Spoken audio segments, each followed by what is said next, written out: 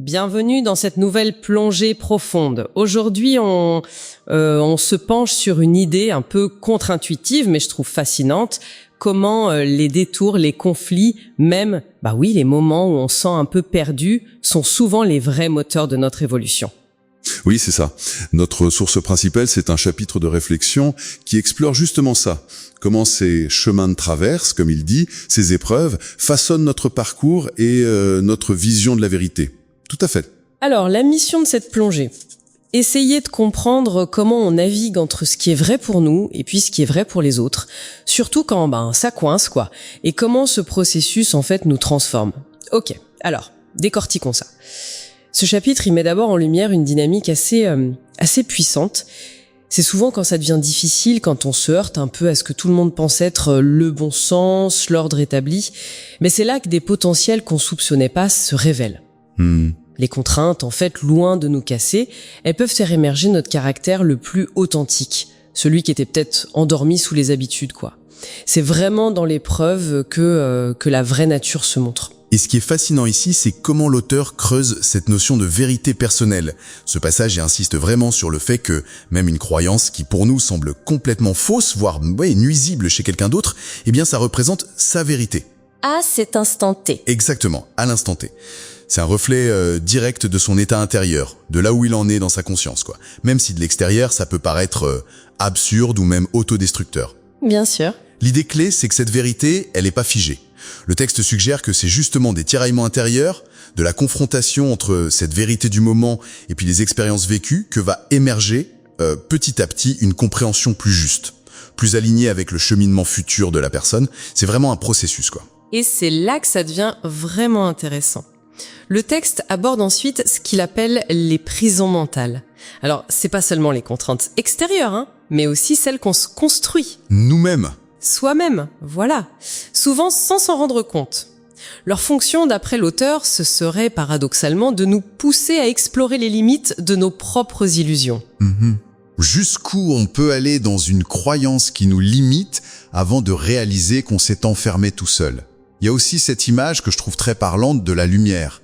Une vérité nouvelle, ça peut être aveuglant pour quelqu'un qui est habitué à l'ombre de ses vieilles certitudes. Oui, c'est vrai.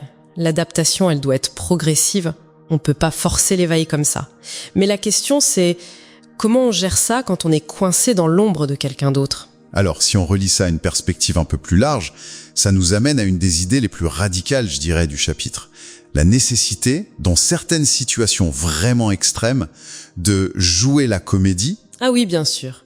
Alors attention, c'est pas du tout une apologie du mensonge de tous les jours. Le contexte décrit, il est très spécifique. C'est être pris au piège dans un environnement hostile, oppressant, où dire sa vérité pourrait avoir des conséquences très graves. Et où on peut pas partir. Et où la fuite n'est pas une option, exactement. Dans ce cas-là, l'auteur, en s'appuyant sur une expérience perso assez marquante, suggère qu'il faut parfois utiliser les propres illusions de l'oppresseur, porter des masques en quelque sorte. Pour survivre. Et pour préserver son intégrité profonde. C'est une sorte de tromper les trompeurs, mais par nécessité vitale. Un mensonge assumé comme outil de survie ultime, quoi. C'est une idée forte, c'est vrai, presque. Ouais, dérangeante. Mais l'auteur précise bien, et ça c'est crucial, que cette stratégie de survie, elle a ses limites. Si l'environnement devient vraiment insupportable et s'il heurte trop nos convictions profondes... Là, il faut partir. Alors la seule solution viable, c'est de partir. Trouver un ailleurs qui nous correspond mieux. Ce qui nous amène à la question 1. Qu'est-ce que tout ça, ça nous dit sur la nature même de la vérité ? Le chapitre propose une métaphore assez éclairante. La vérité serait comme un diamant. Un diamant avec 1000 facettes. J'aime bien cette image. Chaque personne, chaque perspective n'en voit qu'une ou quelques facettes. Chaque facette est réelle, mais aucune ne représente le diamant en entier. Absolument. Et ça soulève une question importante sur la relativité de nos certitudes. L'auteur va même jusqu'à interroger l'idée d'une vérité ultime qui serait accessible à notre échelle. Et si notre univers connu, c'était qu'une infime partie d'une réalité bien plus vaste, bien plus complexe. Genre multivers ou autre chose. Par exemple, nos perceptions sont, par nature, incroyablement limitées. On observe un fragment minuscule du réel, mais notre tendance, c'est de le traiter comme si c'était le tout, comme une certitude absolue, universelle. D'où l'appel à l'humilité. Exactement. D'où l'appel très fort dans ses écrits à l'humilité. Ce qui nous semble évident peut paraître complètement absurde pour un autre, non pas par mauvaise foi, mais juste parce que son attention, son vécu, son angle de vue sur le diamant, il est différent. Donc, si on essaye de résumer un peu les pépites de cette plongée, la croissance perso se fait souvent dans l'adversité, dans les chemins inattendus. Ça, c'est le premier point. Oui. Ensuite, la vérité de chacun, c'est une construction personnelle et qui évolue tout le temps. Face à des réalités opposées, il faut parfois s'adapter, voire ruser pour survivre quand on est coincé, mais savoir partir, c'est essentiel. C'est ça. Et surtout, cette exploration nous invite à reconnaître que notre vision du monde, c'est qu'une facette d'un diamant bien plus grand, ce qui devrait nous pousser à la curiosité, à l'humilité, plutôt qu'au jugement trop rapide. Tout à fait.